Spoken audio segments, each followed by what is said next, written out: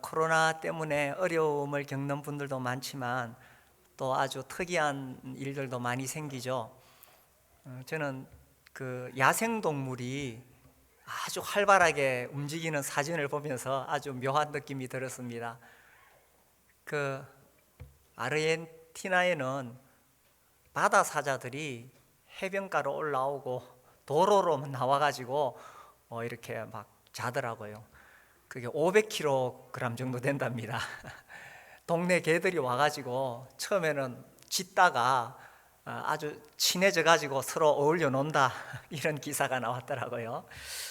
그래서 사람들 때문에 눌려 있다가 그 야생 동물들이 이제 조금 활개를 치는 것 같습니다.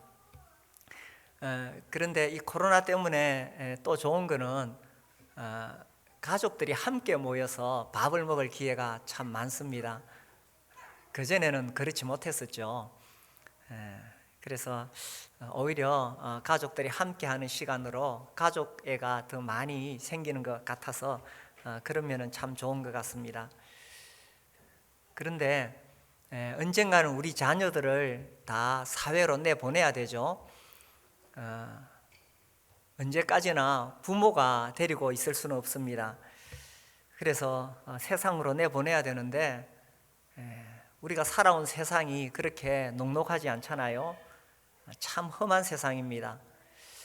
이 험한 세상에 우리 자녀들을 어떻게 내보낼 것이냐, 정말 하나님의 보호와 은혜가 필요합니다.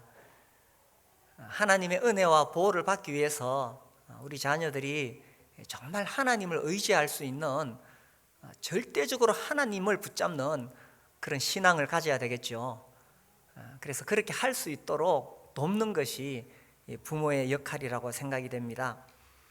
오늘 우리가 출애굽기 12장에서 이 유월절 사건에 대한 이야기를 읽었습니다. 이스라엘 백성들이 애굽에서 종살이 할 때에 하나님께서 이제 그들에게 자유를 주시려고 했죠. 그러나 애굽 왕 바로가 붙잡고 놔주지 않았습니다. 그때 하나님께서 10가지 재앙을 내리시는데 그 마지막 10번째 재앙은 애굽의 모든 장자들, 짐승의 첫 새끼를 하나님께서 다 심판하셔서 죽이는 것입니다.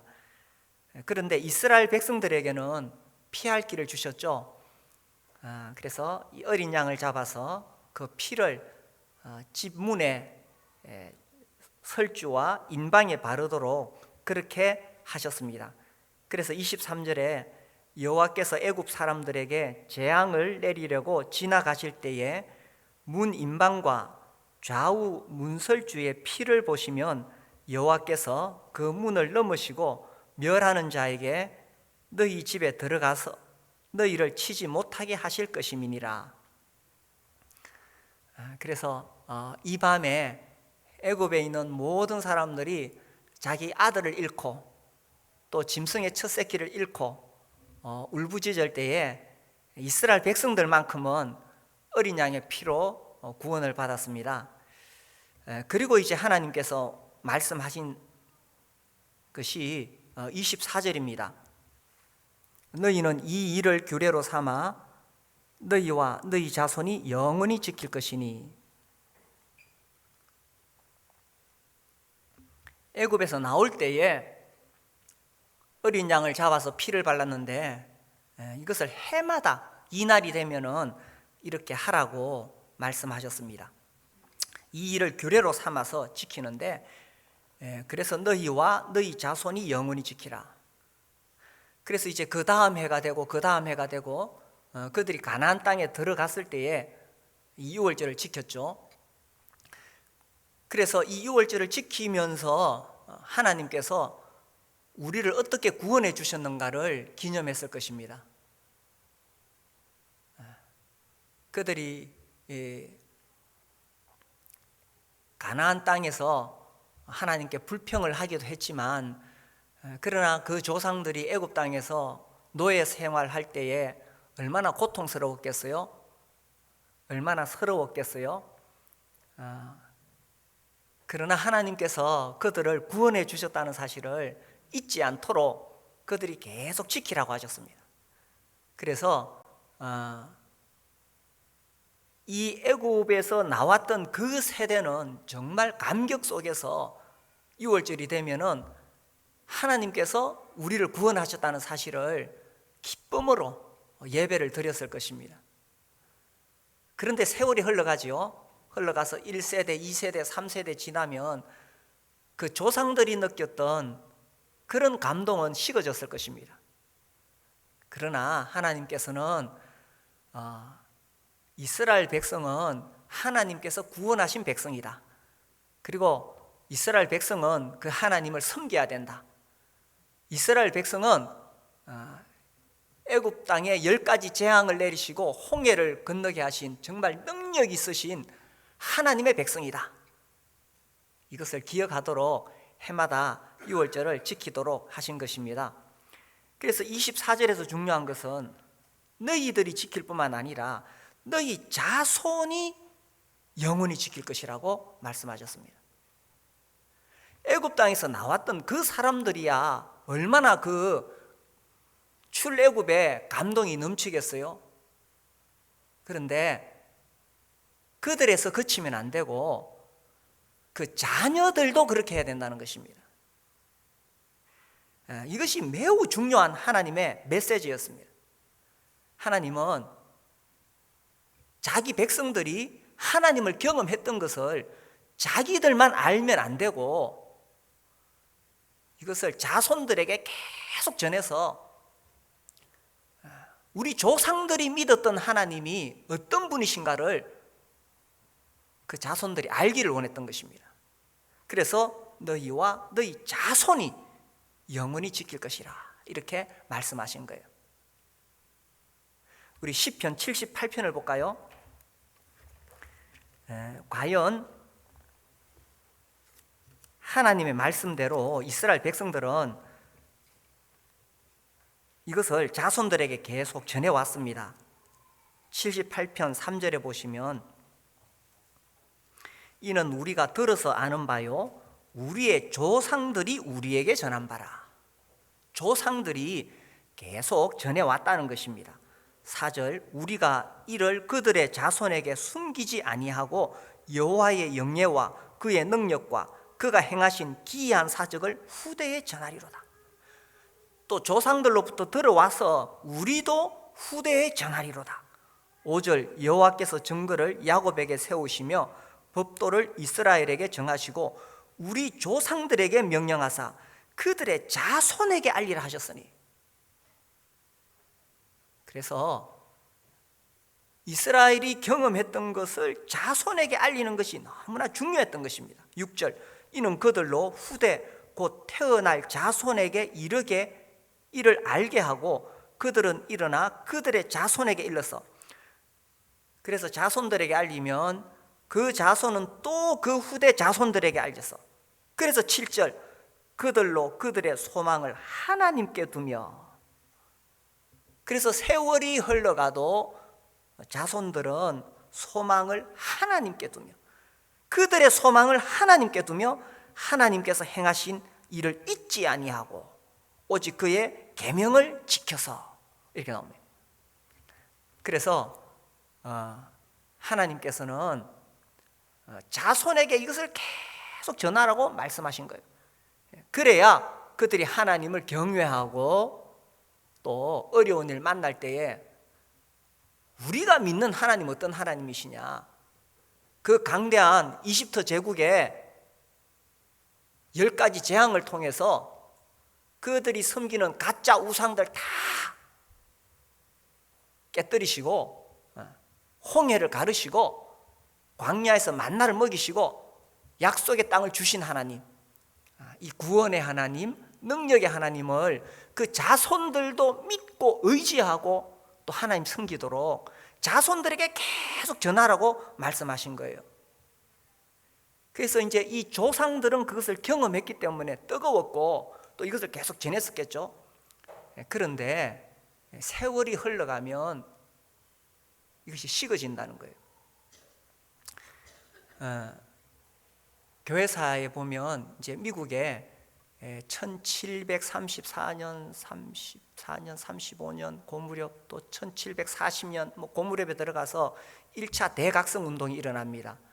근데 이제 그 배경이 어떠하냐면 1620년에 영국에서 메이플라워를 타고 이제 미국으로 건너오죠. 이 청교도들이 왜 건너왔느냐? 자기 고향 땅, 그 안전한 곳, 그거 다 버리고 그 당시 대서양을 건넌다는 것은 지금처럼 좋은 배를 타고 안전하게 건너지 못했습니다. 정말 목숨을 걸고 그 미지의 대륙에 건너왔던 것은 이제 더 이상 신앙적인 핍박을 받지 말고 우리가 마음껏 하나님 섬기고 우리가 성경에 나타난 대로 그런 사회를 이루어보자 하는 뜨거운 열정으로 건너왔던 거예요. 그래서 청교도들이 건너와서 거기서 정말 성경 말씀대로 그런 사회를 세우려고 했습니다. 그리고 이제 교회의 회원이 되려면은 이제 건너온 사람들은 다 신앙을 가졌죠. 이제 그 자녀들이 태어나잖아요. 자녀들이 태어나면 그들이 분명하게 예수님을 믿고 회개하고 구원을 받았는지, 그들이 정말 중생의 체험을 했는지를 간증을 하겠습니다. 우리도 그렇게 하죠. 간증을 하고 그걸 들어보고 정말 이 사람이 예수님을 믿었다 하면 이제 이 성찬에 참여할 수 있도록 해주고 교회 정회원이 되도록 해줬어요. 처음부터 그런 의도로 건너왔으니까. 그런데 시간이 흐르면서 그 자녀들 중에 정말 거듭나지 못한 자녀들이 이제 생기기 시작했습니다. 그리고 그 자녀들이 또 자녀를 낳으니까 2대, 3대 흘러가니까 어떻게 되겠어요? 그런데 그 당시 문화는 모든 것이 기독교 문화고 교회 중심이니까 교회를 떠나서 살지는 못했습니다. 그러니 거듭난 체험이 없더라도 어려서부터 교회를 다니니까 자연스럽게 교회 안에 계속 있는 거예요. 본래 이 청교도들의 관점에서 보면 그 자녀들이 아무리 교회 성실히 나와도 정말 구원받지 않았으면 그들을 이방인 취급했습니다.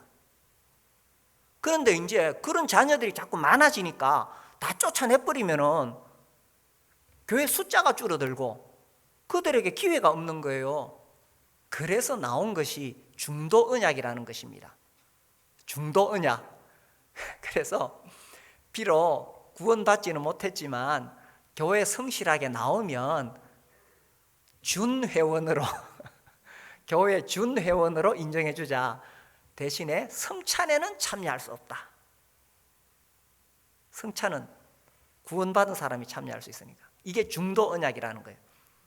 그런데 나중에 이것만으로도 안 돼. 그래서 이 솔로몬 스타도드라고, 이 사람이 그 유명한 조나단 에드워즈의 외할아버지입니다. 이 사람이 타협을 했어요.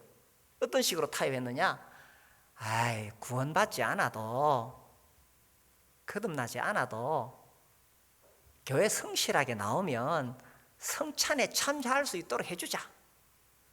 이렇게 타협해버리는 거예요. 그러면서 점점 분위기가 자꾸 그렇게 흘러가는 거예요. 그 나중에 그거를 문제 제기했다가 조나단 에드워즈가 그 유명한 미국의 정말 최고의, 이렇게 비유합니다. 심지어 루트나 칼빈은 히말라야 산맥이라면은 이 조나단 에드워즈는 에베레스트다. 그런 극찬을 받는 최고의 영성을 가진 신학자요, 철학자인 그 사람, 그 교회에서 쫓겨나요. 나중에 투표해가지고 이걸 반대하니까. 정말 거듭나지 않은 사람에게 우리가 어떻게 성찬을 나눠주느냐, 이렇게 주장하다가 쫓겨난다니까요. 그 무렵에 이제 깨어있는 목사들이 강하게 설교하기 시작했습니다. 회개해야 된다, 거듭나야 된다. 강력하게 설교하기 시작했습니다.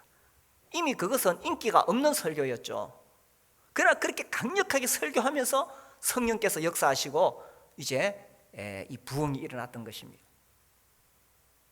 그래서 저도 좀 생각을 합니다. 이 기회 봐서 이 회개와 거듭남에 대해서 다시 한번 좀 집중적으로 전해야 되겠다. 이것이 우리가 믿는 아주 단순한 복음이고요. 이것이 우리 자녀들에게 전해져야 된다는 것입니다. 오늘 우리 예배 전에 아까 301장 예배 찬송가 불렀는데 제가 그런 생각이 들었던 거예요. 그 가사는 정말 죄에 눌려있던 사람이 죄 사함을 받고 너무 기뻐서 부르는 내용입니다. 예배 찬송가 301장. 그런데 오늘날 우리 교회에 들어오는 사람, 또 우리 자녀들은 이 곡이 어떤 의미인지 얼마나 감동을 받을까 하는 생각이 드는 거예요. 죄에 대한 개념이 없으니까 쉽게 예수님은 믿어요. 교회 오니까 좋으니까 예수님 믿는데 정말 이 죄의 문제로 고민하고 고통하다가 예수 십자가의 보혈의 능력을 믿는 것인가 하는 생각이 들었던 것입니다. 그래서요, 부모는 내가 구원받았다는 것이 감동이 있습니다. 그래서 구원받은 지 오래되신 분들 간증해보라 그러면 내가 옛날에 이렇게 살다가 예수님 믿고 구원받아서 얼마나 좋았는가를 막 침을 튀기면서 이야기합니다. 그런데 그 자녀들은 나는 정말 이 구원이 얼마나 귀한 것인가, 죄인으로 태어나서 지옥 가는 내가 예수님 피로 구원받았다는 것이 얼마나 고맙고 감사한가 마음이 뜨거운데 내 자녀가 정말 구원받았는가에 대해서 또 구원받는 것에 대해서 그렇게 심각함이나 간절함이 없는 것을 제가 종종 보면서 이게 교회적으로 이러한 것이 좀 분위기가 회복되어야 되겠다 하는 생각을 가지게 됩니다. 5월이 되어서 가정의 달이죠. 그래서 제가 5월이 되면 가정에 대한 설교를 합니다. 오늘은 특별히 우리 자녀들을 위해서 우리가 어떻게 할 것인가를 한번 생각해 봤으면 좋겠어요. 자녀들이요, 제가 보니까 정말 이 교회에서 자란 자녀들이 고등학교 졸업하고 대학에 가거나 사회 진출하기 전에 구원받도록 하는 것이 참 중요하다고 생각합니다. 물론 이것은 사람이 할 수 있는 것이 아니라 성령께서 하시는 일입니다. 그러나 고등학교 졸업하고 사회 나가보세요. 대학 들어가 보세요. 완전히 다른 세상입니다. 고등학교 때까지 그래도 부모 밑에, 학교 선생님 밑에 어쨌든 권위 아래에 있었는데 이제 졸업하고 나가면 완전히 자유로운 세상에서 더욱 예수님 믿기 어려워지는 시대입니다. 교회는 나올 수 있어요. 교회는 나와서 행사에는 참여하는데 제가 어떤 큰 교회 이야기를 들었어요. 그게도 정말 뜨거운 훌륭한 교회인데 그런 청년들이 자꾸 많아지더라는 거예요. 그래서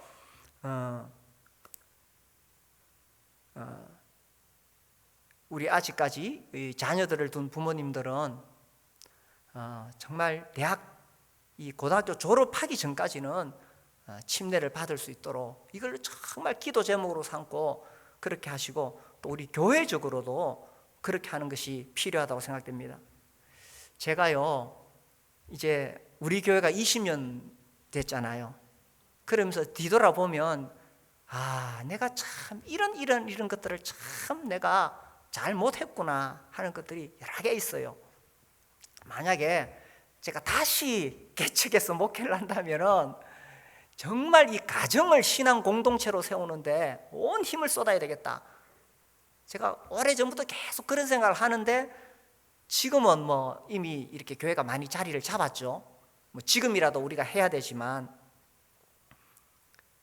유럽의 교회 상황을 우리가 자주 듣잖아요.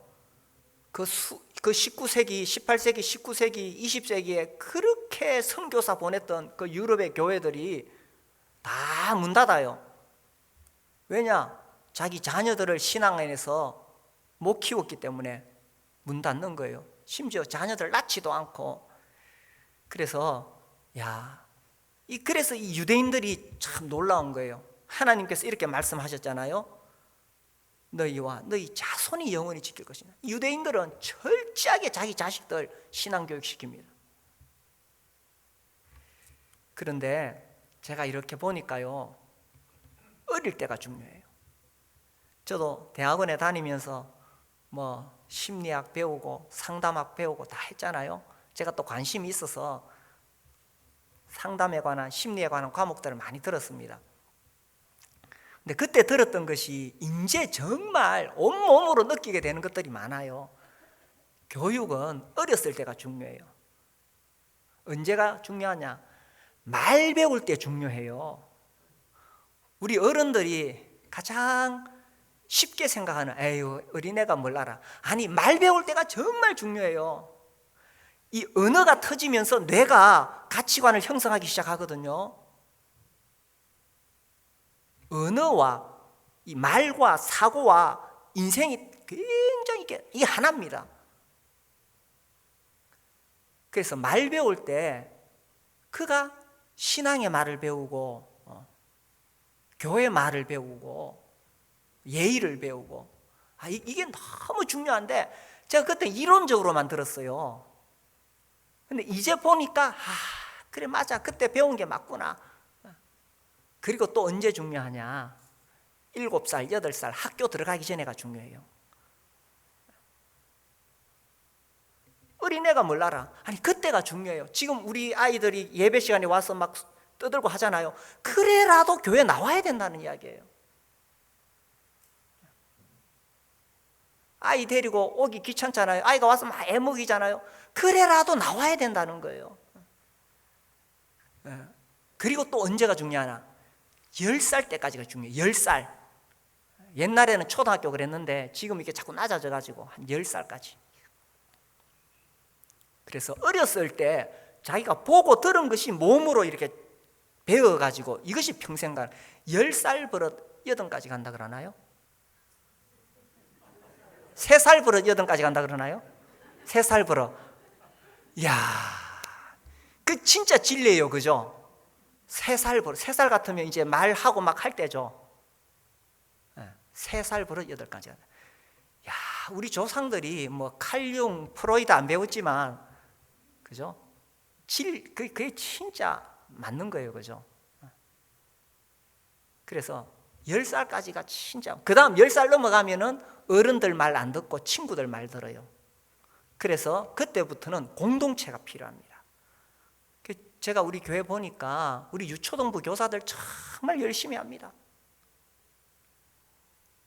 정말 열심히 합니다. 우리 청소년부 교사들 정말 열심히 합니다.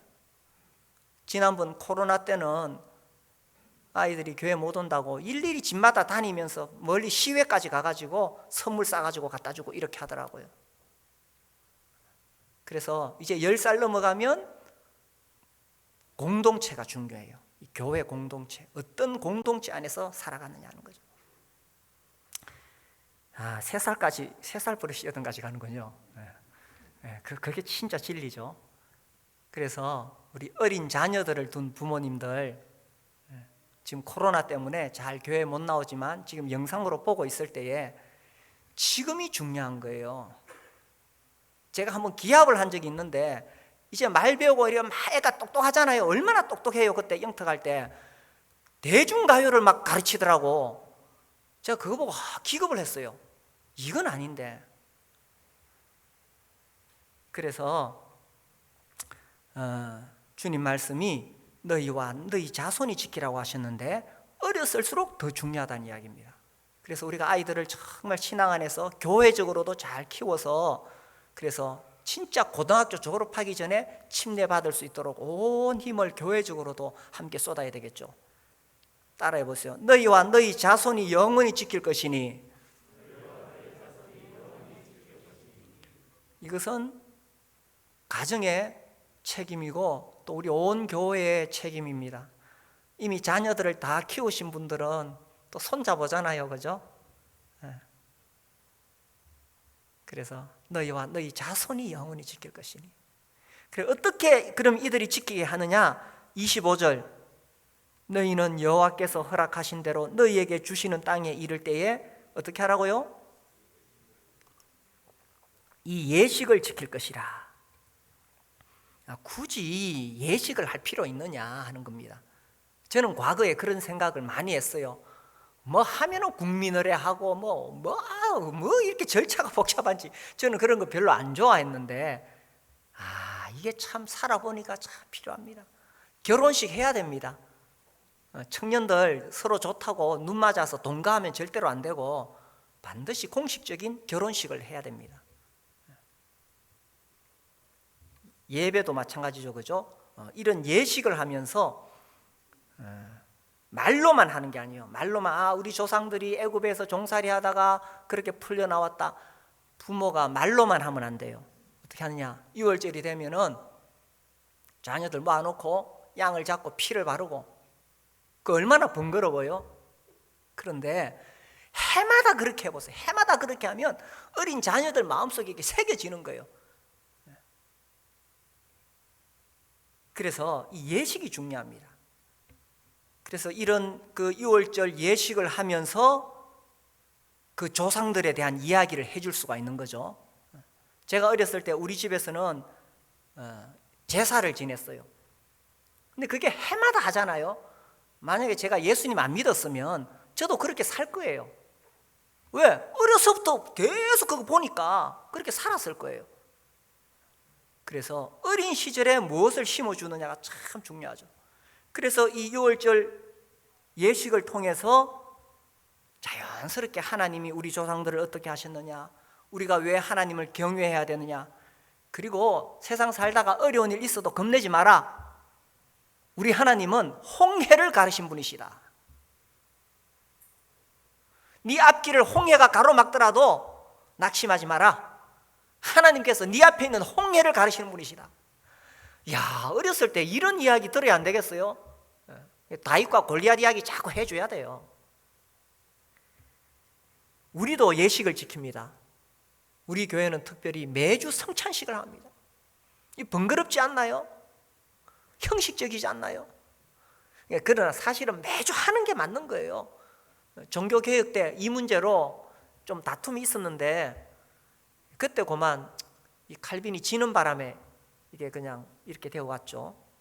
그래서 매주 해야 되는데, 특히 이 성찬 시간에는 복음의 핵심 메시지가 담겨져 있습니다. 우리 주님이 그 떡과 잔을 통해서 우리에게 강력한 복음의 메시지를 전해주시죠. 그래서 어려서부터 거기에 참여하도록 하는 거죠. 아이들이 떠들어도요 보는 거예요. 안 보는 것 같지만 다 보고 있는 거예요. 그래서 인터넷으로 영상으로 예배에 참여하는 것은 한계가 있습니다. 직접 여기 와가지고 참여하도록 해야 되는 거죠. 정말 우리 어린 자녀를 둔 부모님들, 아침에 아이들 깨워가지고 교회 오기 쉽지 않습니다. 꼭 이제 준비 다 해가지고 옷 입혀가지고 나오려고 하는데 한 놈이 엄마 똥 요럽니다. 그럼 한 놈이 이제 겨우 씻기고 나면은 또 한 놈이 또 뭐 딴소리 하고, 그죠? 그래서 아침에 일찍 나오기 어려운데 어린이집에는 다 보내잖아요, 아침에. 그래서 지금 영상으로 보고 있는 우리 젊은 부모님들, 아이들이 모르는 것 같지만 몸에 배도록 이렇게 하는 것이 참 중요합니다. 설교 시간에 와서 설교만 듣는 게 예배가 아니고 성찬에 함께 참여해야 됩니다. 자, 여기서 또 중요한 거는요, 이 예식을 지킬 것이라고 했는데 이 예식을 지키는 것을 보여줘야 된다는 이야기입니다. 우리 그 뒤에 13장 8절을 보시면, 13장 8절, 너는 그날에 네 아들에게 뭐라고 되어 있습니까? 보여 이르기를 이 예식은 내가 애굽에서 나올 때에 여호와께서 나를 위하여 행하신 일로 말미암음이라 하고, 이것으로 네 손의 기호와 네 미간의 표를 삼고 여호와의 율법이 네 입에 있게 하라. 이는 여호와께서 강하신 손으로 너를 애굽에서 인도하여 내셨음이라. 해마다 절기가 되면 이 규례를 지킬지니라. 해마다 절기가 되면 이 규례를 지키는데 8절에 나오는 대로 네 아들의, 그날에 네 아들에게 보여 이르기를, 아들에게 보여주라는 거예요. 해마다 이렇게 양 잡는 거를 보여주라는 겁니다. 사람들은요 보고 배우는 것이 굉장히 강하게 남아있죠. 귀로 들어서 가르쳐서 배우는 게 아닙니다. 보고 배웁니다. 그래서 이 어린이들 성찬식에 함께 참여하고요, 우리는 목장에서 매주 올리브 블레싱 하잖아요. 야, 그거 정말 중요합니다. 목장에서 올리브 블레싱, 그 아이들 기도 제목 듣고 아이들 안고, 제가 여러 목장 참여해 보니까 제가 볼 때 참 잘하는 게, 이 엄마가 아빠가 하나씩 다 끌어안아 아기를, 자기 아이 끌어안고 그 아이를 끌어안고 축복 기도해 주는 거예요. 온몸으로 그 부모의 신앙이 지금 전수되고 있잖아요. 그 시간에.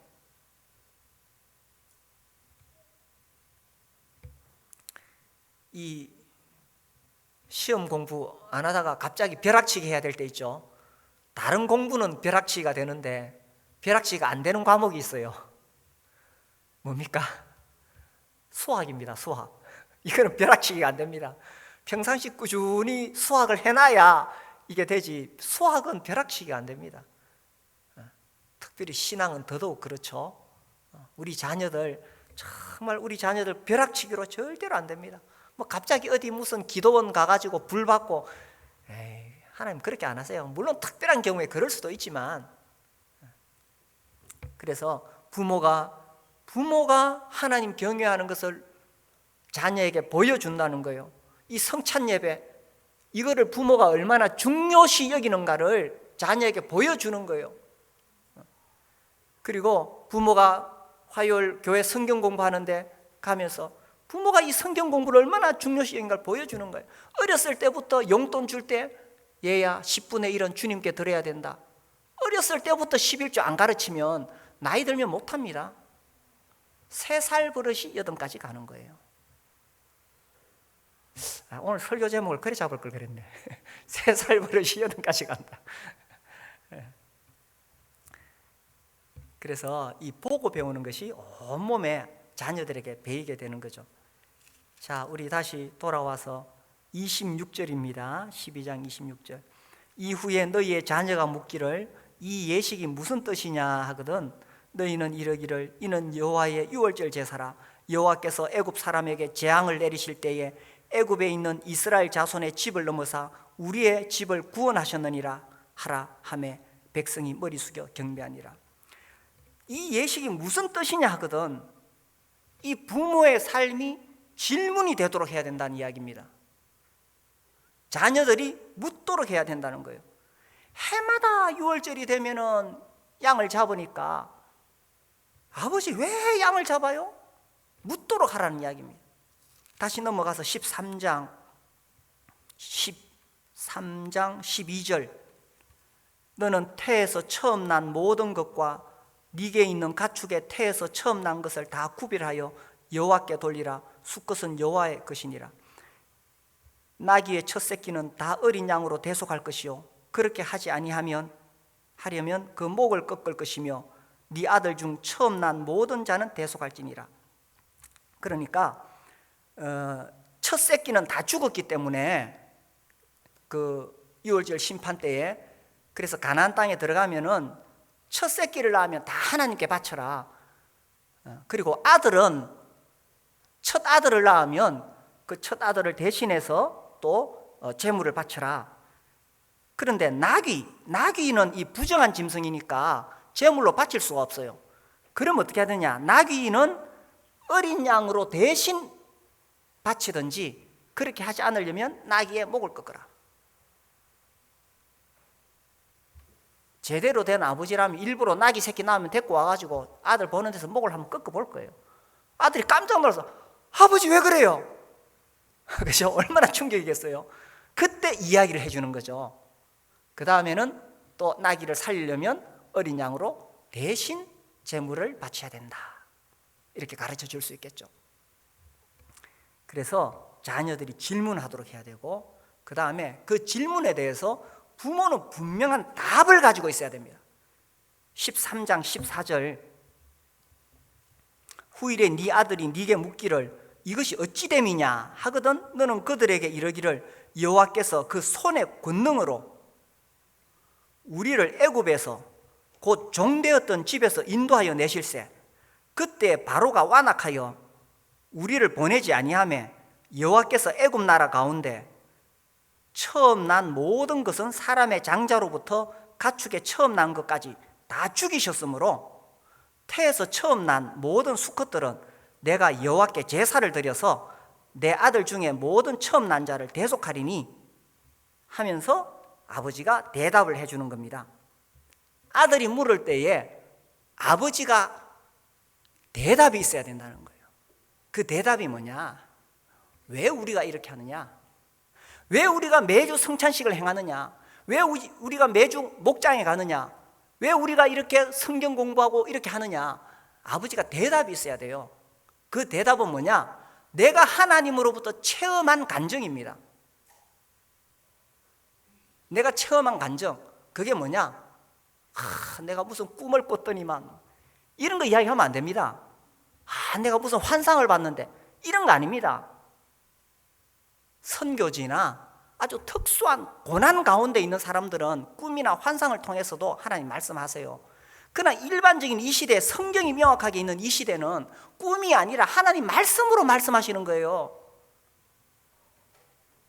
제가 최근에 또 그런 이야기를 듣고 참 안타까운데, 하나님께서 우리에게 메시지를 주시는 방법은 꿈 아닙니다. 특히 우리 브레들이는 그런 거 되게 싫어했어요. 하나님 우리에게 말씀을 주셨는데, 그래, 그런 체험을 이야기하는 것이 아니라 하나님과 나와의 관계에 있어서 정말 결정적인 나의 체험, 그게 뭡니까? 어느 날 내가 예수 십자가의 보혈의 복음을 들었다는 것입니다. 내가 죄인으로 태어나서 지옥 갈 수밖에 없는데 하나님의 아들이 나를 위해 죽으셨다는 이야기입니다. 그래서 그 보혈로 내 모든 죄가 사함받아서 나 같은 죄인이 용서함 받아서 주 앞에 옳다함 얻게 되었다는 이야기입니다. 이것이 부모가 체험한 분명한 간증이죠. 이걸 전해주는 거죠. 지금 현대시대에 사람들은 심지어 교회마저도 천국과 지옥에 대해서 무감각해지고 있습니다. 천국이 있습니다. 아멘을 안 하시네. 천국이 있습니다. 지옥이 있습니다. 믿으십니까? 그러면은 우리 자식들 화목한 우리 가족 분위기, 화목한 가족 분위기 만들어가지고 잘 살다가 화목하게 지옥 갈랍니까? 애를 써서 어떻게 하시든 우리 자녀들 어리면 어릴수록 더 중요합니다. 이미 다 키워놓으신 분들은 지금이라도 해야 되겠지만, 어린 자녀를 둔 우리 부모님들, 젊은 가정들, 정말 오늘 메시지 가슴에 담기 바랍니다. 그래서 내가 먼저 분명한 그런 구원의 간증이 있어야 됩니다. 나의 행위나 노력이 아니라 울어도 안 되고 힘써도 안 되고,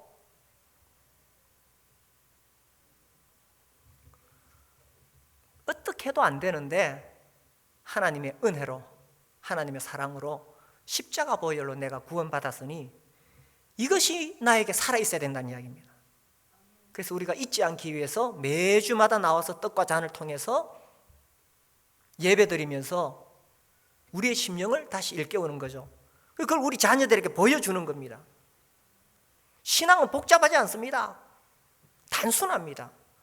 요즘 사람들 싫어하지만 신앙은 단순합니다. 예수 천당, 불신 지옥입니다.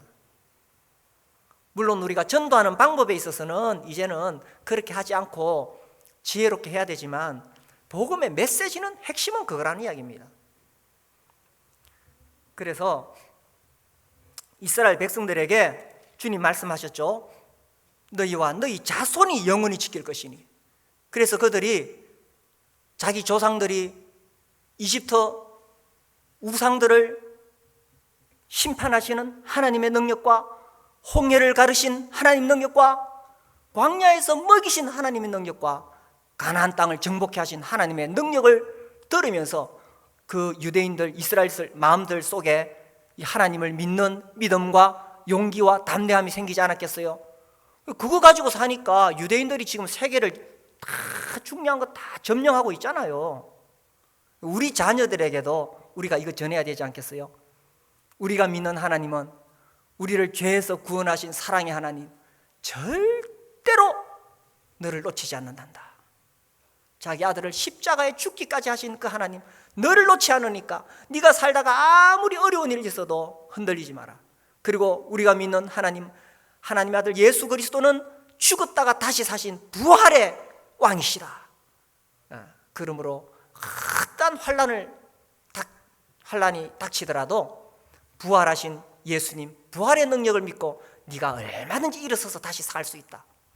이런 믿음을 우리 자녀들에게 전해줘야 되지 않겠어요? 그래서 너희와 너희 자손이 영원히 지킬 것이니, 이 말씀 가지고 우리의 가정을 세우고 우리의 교회를 세울 수 있게 되기를 바랍니다. 우리 아까 불렀던 찬송 한 번 더 부를까요?